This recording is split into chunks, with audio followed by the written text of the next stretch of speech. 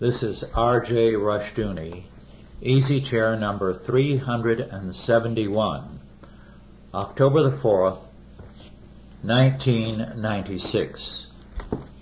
This evening, Douglas Murray is unable to be with us, but Andrew Sandlin, Mark Rushdoony, and I will, in the first session, discuss the future of marriage. Now, marriage has been under a rather steady and often unrelenting attack from the time of Darwin to the present, for a century and a half almost. The perspective of many was that evolution would in time eliminate marriage as we know it, because marriage as we know it was a product of a religious perspective, and mankind would shortly outgrow it.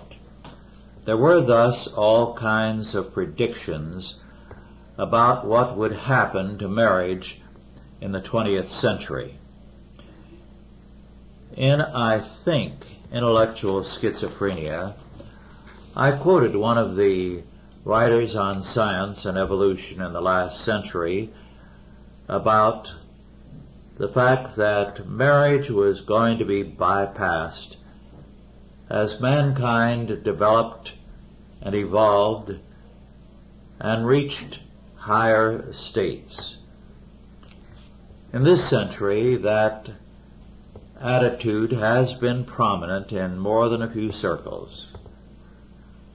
Unfortunately, the Christian community has paid little or no attention to all these assaults on marriage, but they have been very real, very serious, and unrelenting.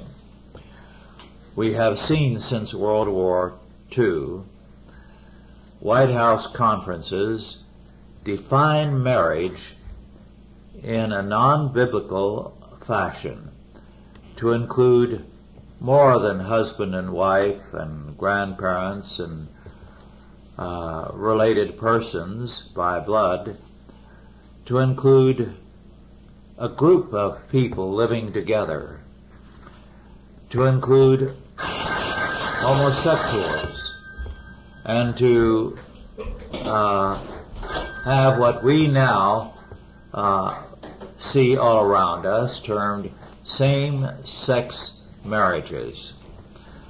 Of course, we now face a major attempt to promote same-sex marriages.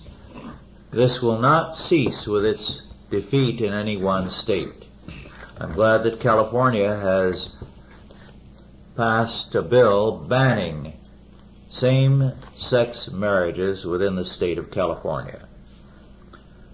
The goal of these various assaults is not to have the freedom to do what they please, because they are already doing it. The goal is to destroy the biblical perspective on the family and on marriage. And this is a highly sophisticated and extensive assault on all fronts. Marriage is seen as a roadblock to human freedom. It is seen as repressive. It is ironic that at the same time this attitude prevails, even in those circles most hostile to the Christian doctrine of marriage, marrying is very popular. It was years ago, before World War II, that one critic of the avant-garde world of Hollywood and of many subcultures in the United States called the kind of marriage they had as serial polygamy, and called attention to the brevity of many marriages, the great number of marriages that were commonplace among some people in the world of entertainment, and their general hostility to the Christian perspective. That's all very true, but what I think is revealing is this. These people still want marriage. They want it because there is a stability and a security in such a relationship. They want it because everything, I believe, in man's being hungers and thirsts for the kind of world order that God has established, so that anything else is alien and not desirable. So marriage continues to be popular. But at the same time, the assault is very great. We see it in a number of ways. We regularly get a great many fraudulent statistics telling us how few homes have two parents and how many single-parent marriages there are. Now, it certainly is deplorable that there are a fairly large number of such single-parent families. But the point is, there is a vast amount of exaggeration here. Moreover, statistics can give a fraudulent picture. For example, you have a very great number of people in the world of entertainment, films, television, and other forms of the entertainment world who have been married 3, 4, 5, 6 times, and occasionally more. Now, average them in with everyone else, and the number of divorces in the country become more impressive. You are then spreading these out so that you say, on the basis of the number of divorces and the number of marriages, there's a higher percentage of divorce than actually exists, because you pass around that number to all the marriages. And that, of course, is not honest reading. So we have a problem. We have an assault on marriage. We have a great deal of indifference to the church to the fact of the assault, and their response sometimes is a total hostility to divorce. For example, in one prominent church in the Midwest, a woman whose husband abandoned her, married, and then, because he had the right to come back and seize the property which her money had bought, her lawyer said the only way to protect your home and your children from such a thing taking place is to get a divorce that will be recognized as legal in this state. When she did, the church threw her out. Well, that kind of Phariseeism and hypocrisy is very prevalent.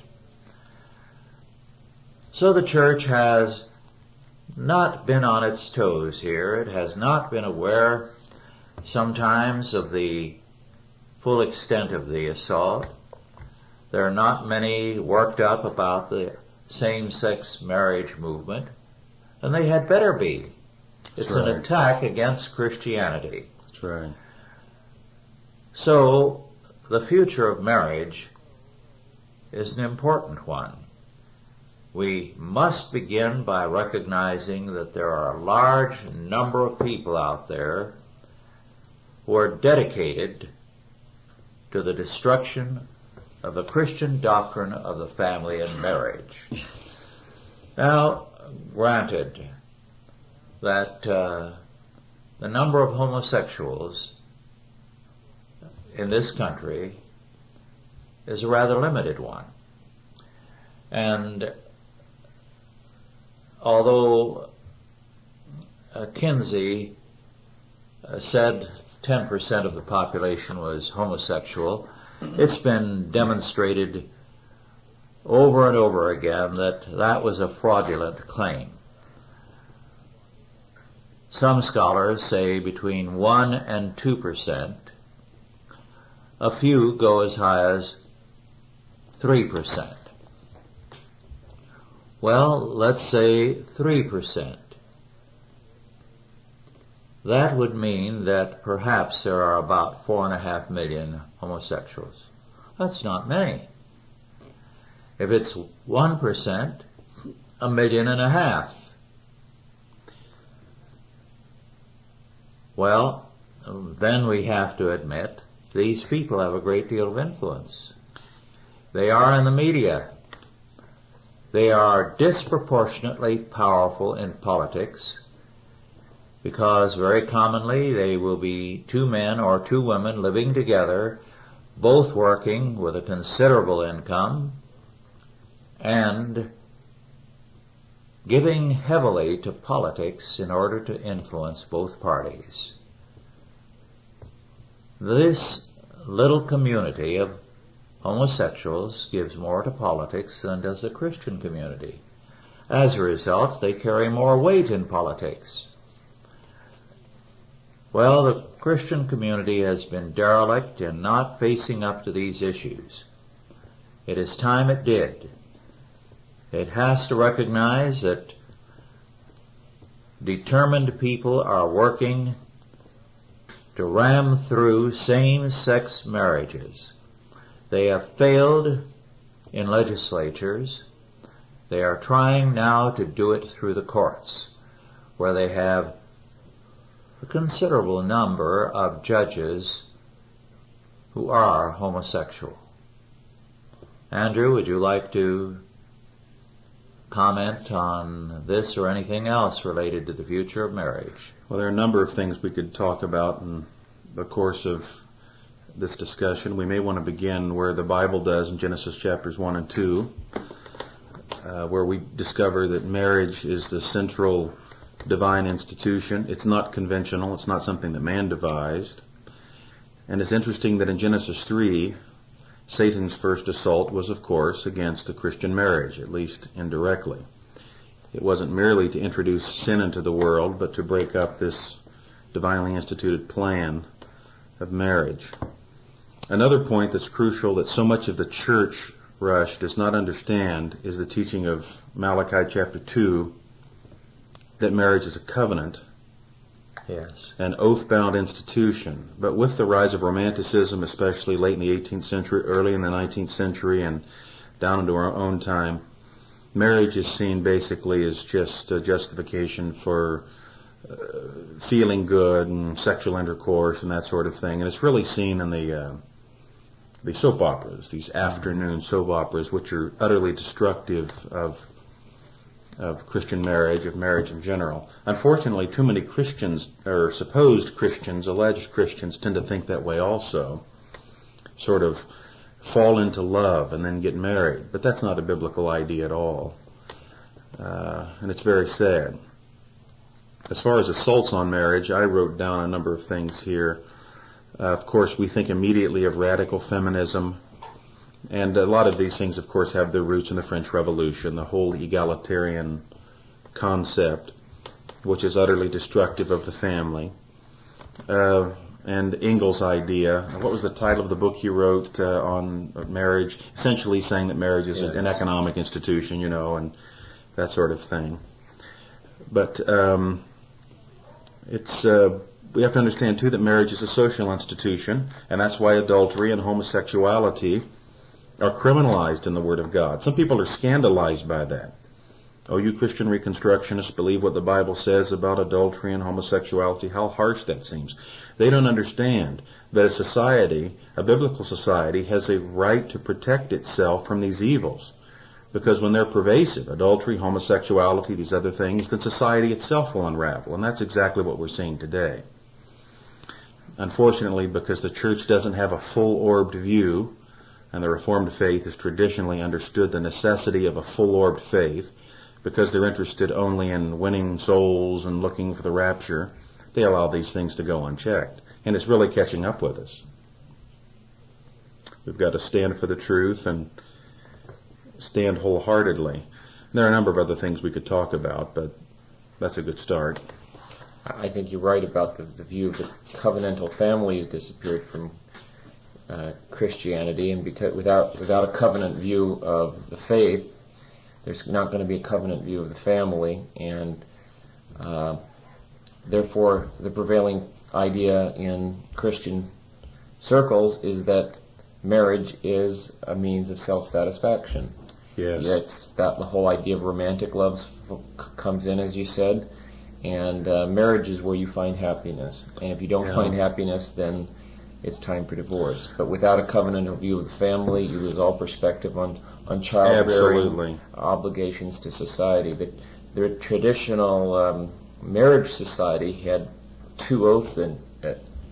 One, I can't think of the exact words, but you covenant, combine yourselves before God. Before God, that's right. And you said, I do. And then do you, John, take Mary to heaven? And then the other vow was to the marriage partner. Right. So it was a vow to God as well as to right. the spouse. So it was a covenant between two people, but it was also a covenant of those people before God. Yes. And before, how was the phrase goes? And before God and before these witnesses assembled. Yes. So you were publicly making a vow before God that you were having a covenant relationship, and that was the view of marriage, which transcended the personal needs or the perceived needs of the individuals. Because our needs change. What we enjoyed as entertainment at one point in our life, we lose interest in. We are going to lose interest, and people drift apart if they have nothing other than their personal satisfaction. Absolutely.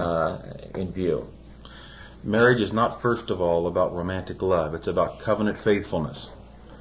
And Rush, I'm glad you pointed out what you did about the so-called no divorce idea. I tell people when I preach, really people who say that, although they sound spiritual, are assaulting the covenant. What they're really saying is you can break the marital covenant all you want and still get away with it. Yes. And that's thoroughly evil. It's wrong. And it's not a strong position, as though people brag and say, we have a strong position on marriage, that divorce is always wrong under any circumstances. Well, they don't take the covenant seriously. Why do such churches who are totally antinomian have such an absolute view of no divorce? Very good question. Yes, it is a good question. Very good question. They have stressed not obedience, but certain conventions. And they have decided that no divorce is a proof of holiness.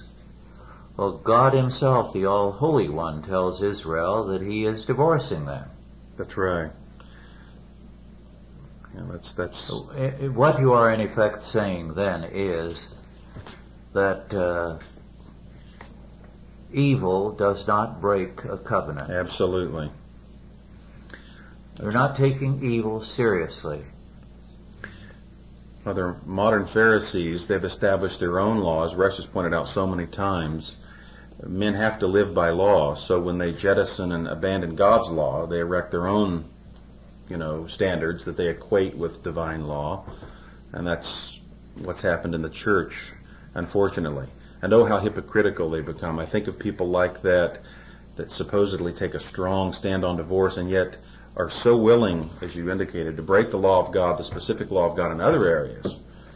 So adultery is really something forgivable in many of these circles, but commit adultery all you want, just don't divorce. That's the attitude. And very often the person who seeks the divorce is the innocent party. Yes. And they're held in contempt and sometimes driven out of the church as a terrible sinner, and yet the person who commits forgiveness or commits adultery says, God's forgiven me. Exactly. And they're back in fellowship. Exactly.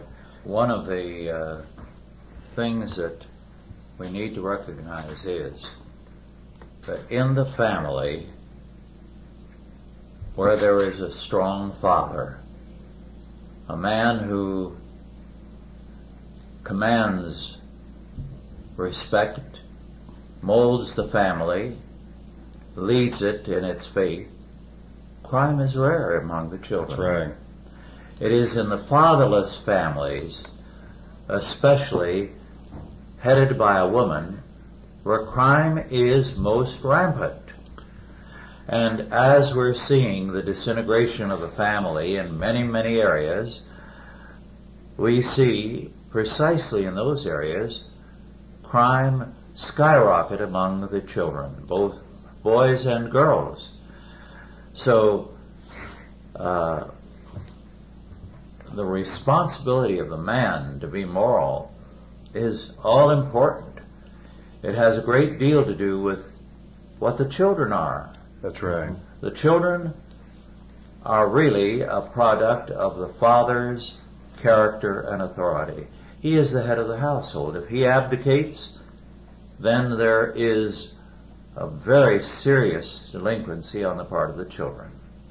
Rush, I want to pursue that because it was something, incidentally, I was thinking about today. Humanly speaking, from the human standpoint, the main government in the earth is family government. Yes. And the point is, if the family does its job governing well, then the state really, overall, has very little to do. Yes.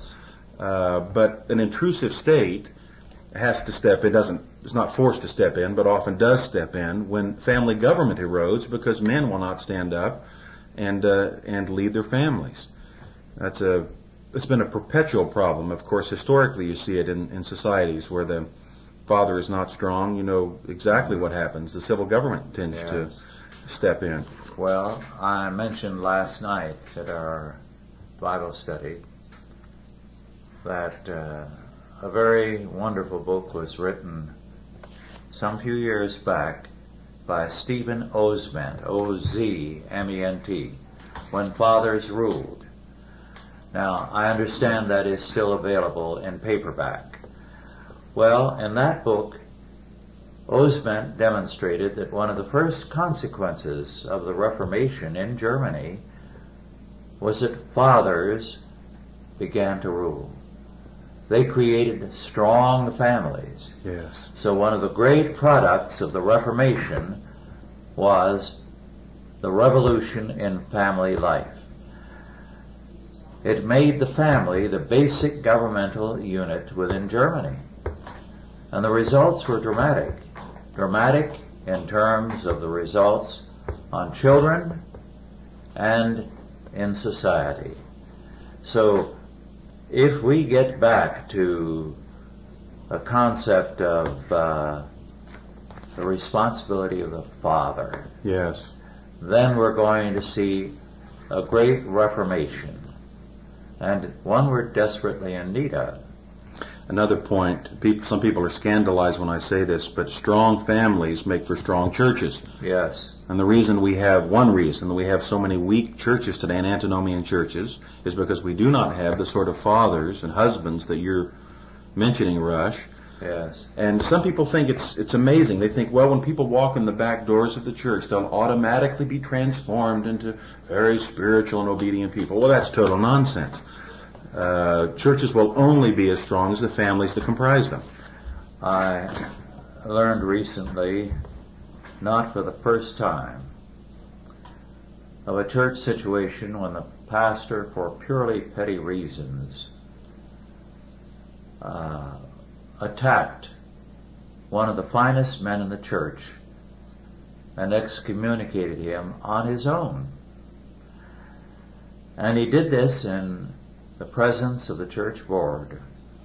They all remained silent, but afterwards told him, "Brother, we know you were in the right," and things like that. It was moral cowardice. And this is why churches have problems. There are no men in them that are godly, strong men. Men capable of ruling Absolutely. their families and the church. That's right. Now, Paul specifies when he speaks of the qualifications of elders that the ability to rule one's family well is basic. And that's why there was a time when no one was nominated or elected to a church board until he was demonstrably a father who had reared his children well. And that's gone now. They're simply men who are prominent in the community or successful in business or mousy enough that they will do exactly what the pastor asks of them. Yes. And then they are seen as good elders. Yes. Good deacons, good board members, whatever the nature of the church government. That's right. You know, I recall something that Steve Schlissel said a number of months ago that I'd never really thought of in this light, but he says, you know, the majority of the message of the Bible is directed explicitly to men. Mm-hmm. Not because women are unimportant, but because if men will submit themselves to the law word of God, then things in the family will go well. But we have a whole generation today, and I'm thinking especially of evangelicalism, although it can include fundamentalism and Lutherans and Roman Catholics and others, where the church is basically comprised of women, or a large majority. Of course, it was not that way 250 years ago, and especially in colonial America. But we have a very syrupy, romantically based religion today that tends to appeal to women, and most men don't care for it. Well, I understand why. We need a stronger, more manly, masculine faith. Well, I've mentioned this before, and it's worth repeating. For a long time in American history, well into the last century, if a woman committed a crime, her husband went to jail because it was felt that he had failed in his responsibilities. And the same was true of children. In other words, the father was expected to exercise authority, and he paid a price. Absolutely. If his authority was not productive of good. Yes. Well, we've come a long ways into an anarchistic individualism, and the result is that the family no longer has much authority. Every member of the family feels they can go their own way, and in too many of television's comedies, the father is the butt of ridicule. That's right. He's regarded as a weak, wishy-washy character, and everybody can make fun of him. He's the joke. Yes, and God despises that. Yes. It has seriously warped our outlook. It began, I think, in the comic strips in the 20s with Dagwood. And Dagwood as the bumbling husband and Blondie as the all-competent wife.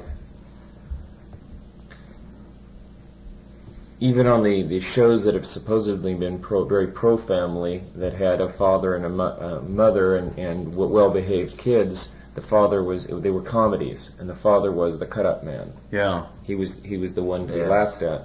Yeah. The one exception to that was the I Love Lucy show. Mm-hmm. And there, it was not the father who was the bumbler. I like to read something from an article, Same-Sex Marriage and the Ends of Desire, by Camille Williams, a professor of law, family law. And it's in The World and I for October 1996. She writes, the state has a compelling reason to preserve marriage as a union between a woman and a man.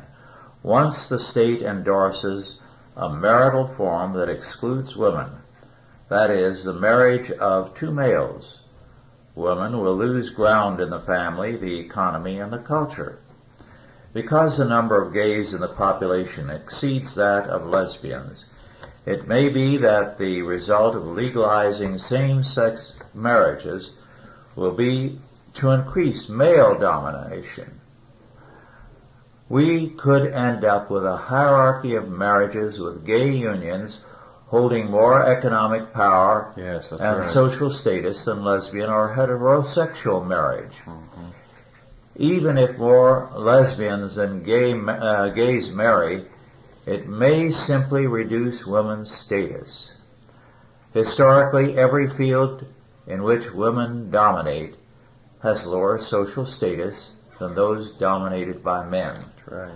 The best way of predicting the status and impact of lesbian unions may be to look at the position of female-headed households.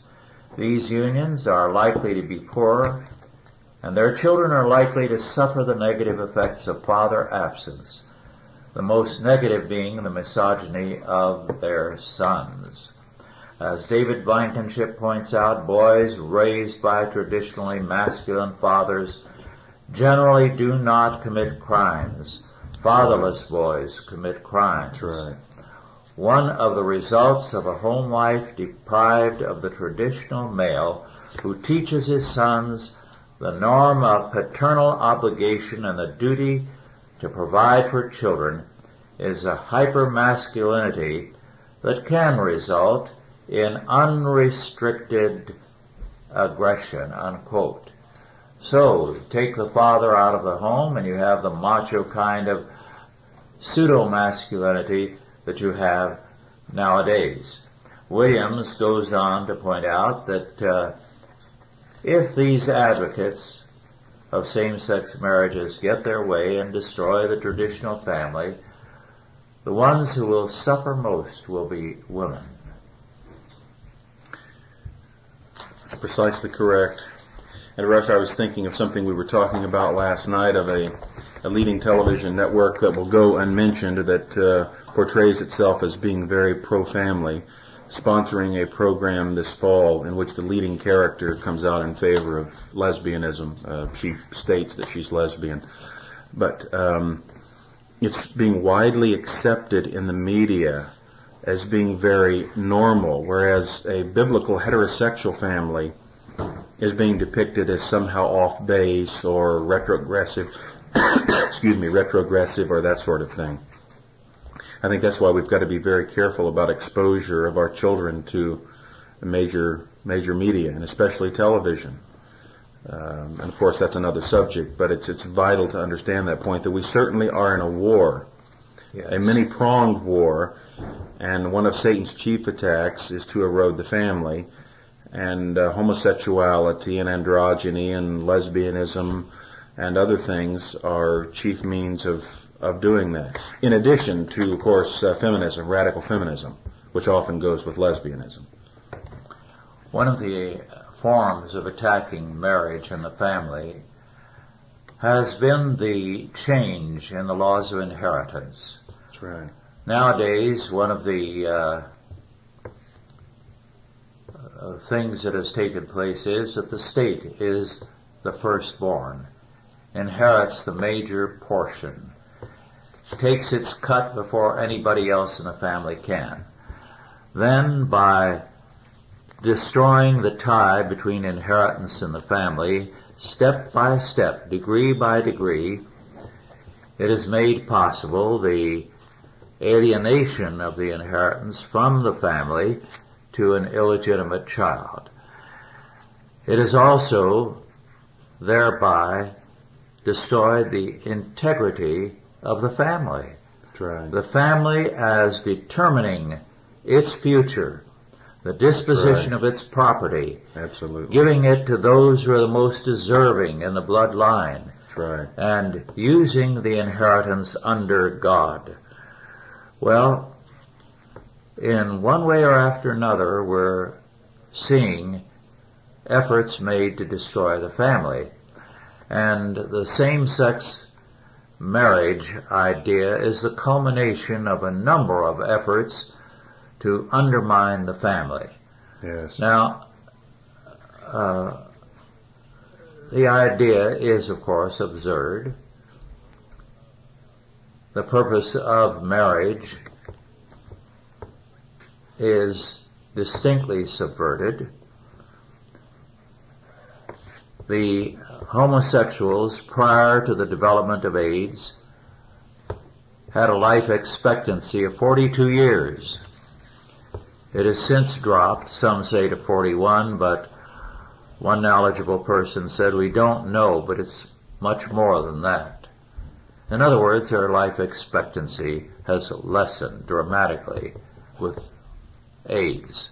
Now, the family is future-oriented. That's right. The purpose of the family is to enable a man to plan for the future. That's right. If not for his children, at least for his wife and himself and kinfolk who are close to him. It is always future-oriented. But same-sex marriages can have no future orientation. In fact, they have a very short-term orientation.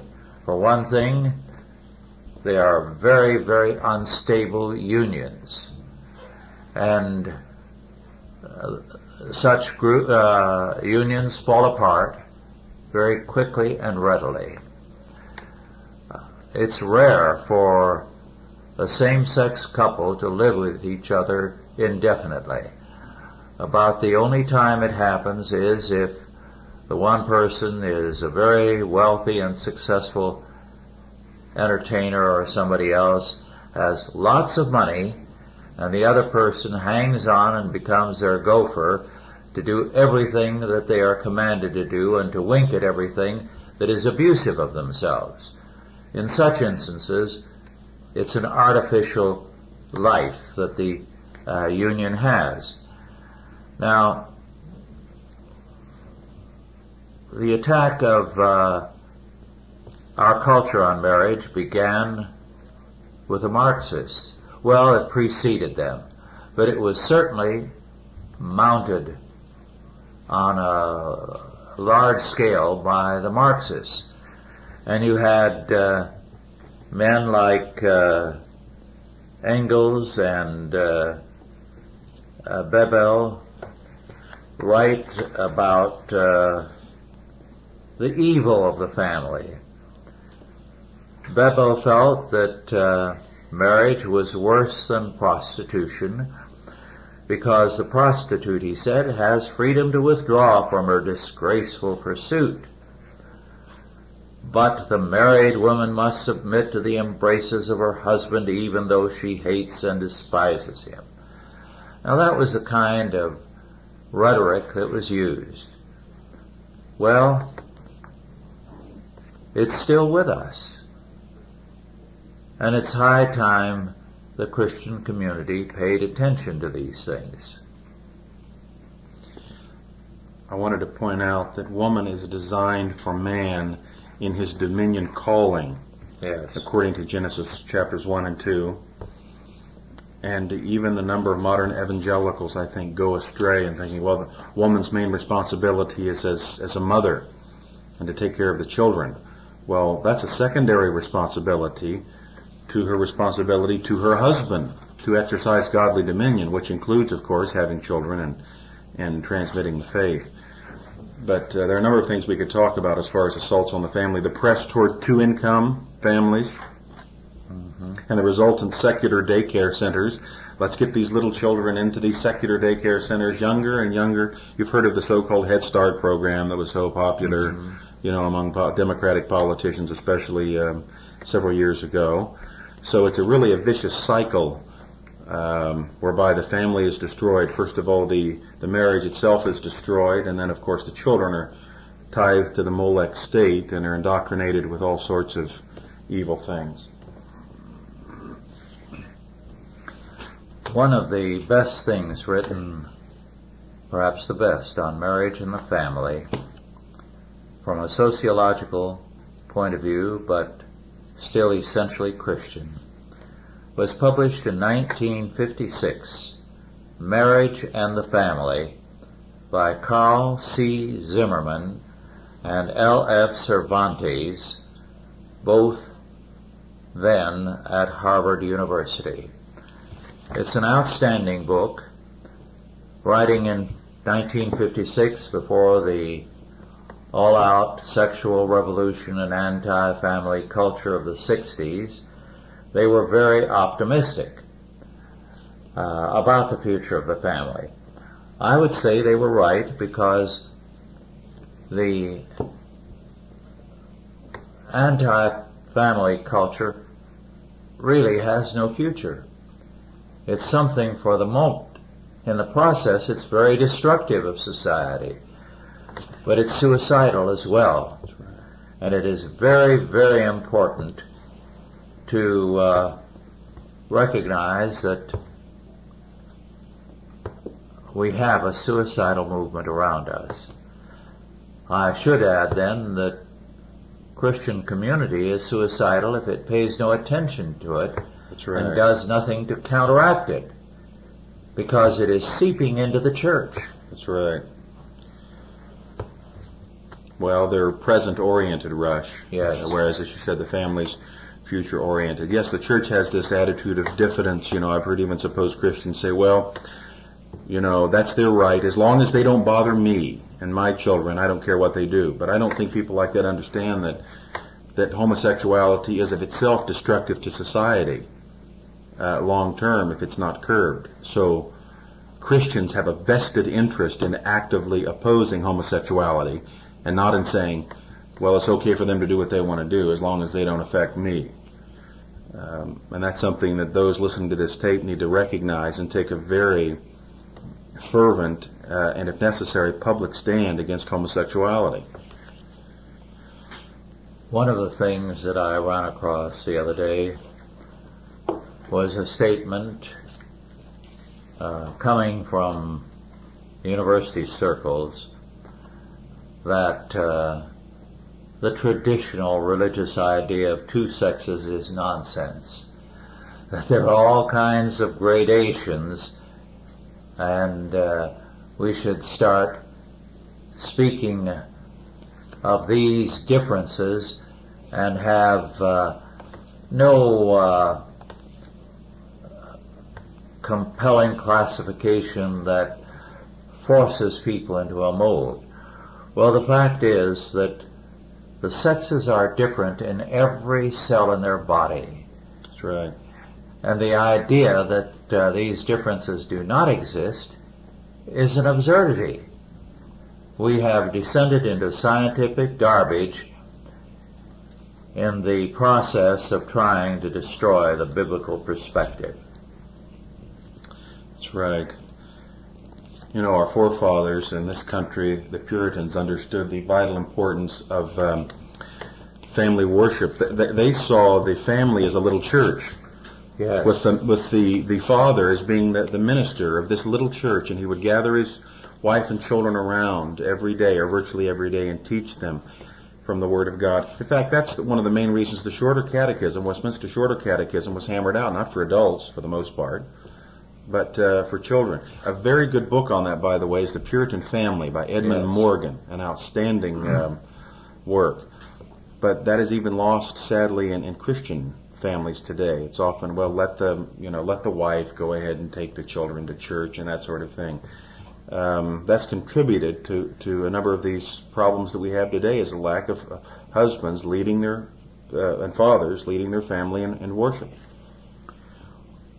One of the things that Cervantes and Zimmerman had to say was that the family brings the past into the present.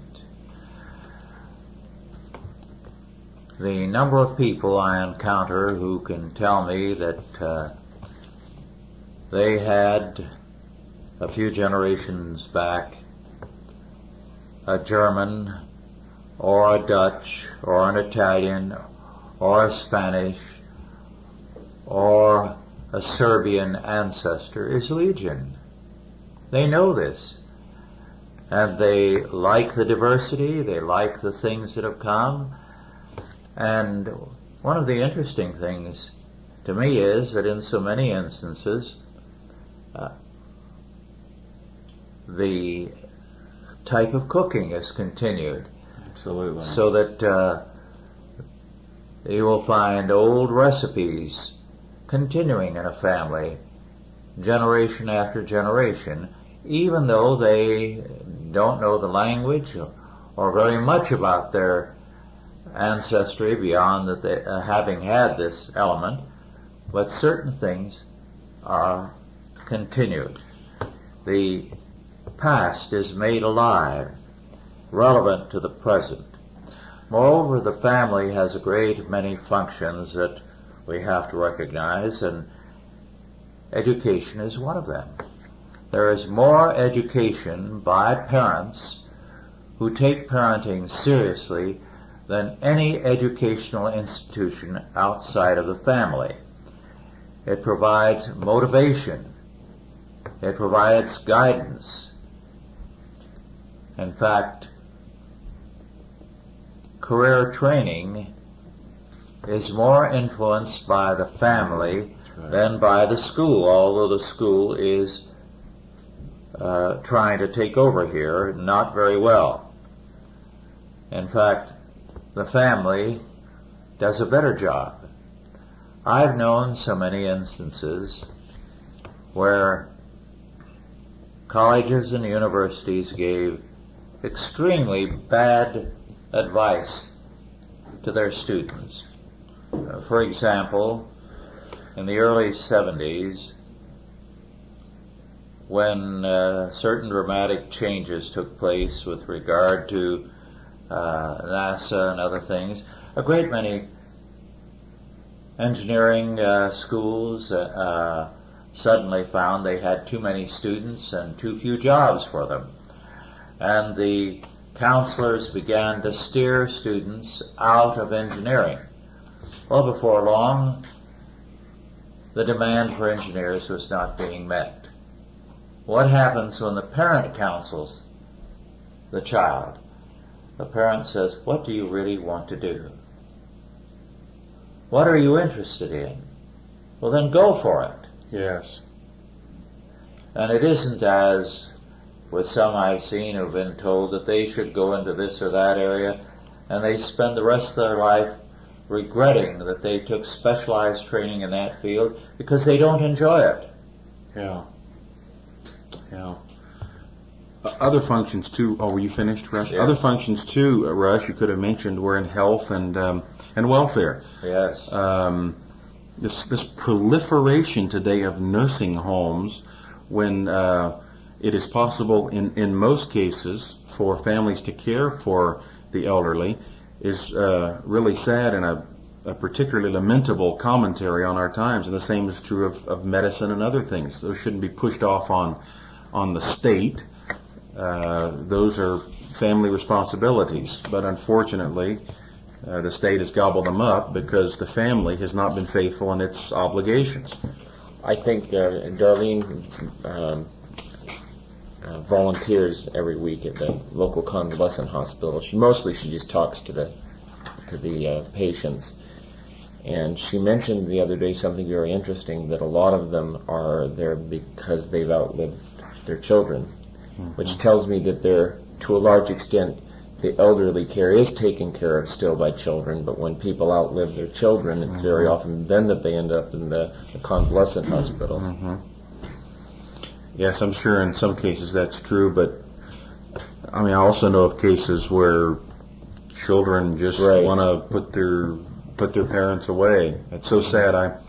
I've preached a number of times in nursing homes, and it's so sad to see the elderly just wheel up to me thinking that I'm their son coming to visit them, because their son never comes to visit. It's just a tragedy and brings tears to your eyes. But that's another function of the family that has been abandoned. Among, as Rush, you said, education and tradition and so well, forth. Cervantes and Zimmerman said, and I quote, "Family life means more now than it ever did, and we need it more," unquote. I think that is more true than in 1956. That's right.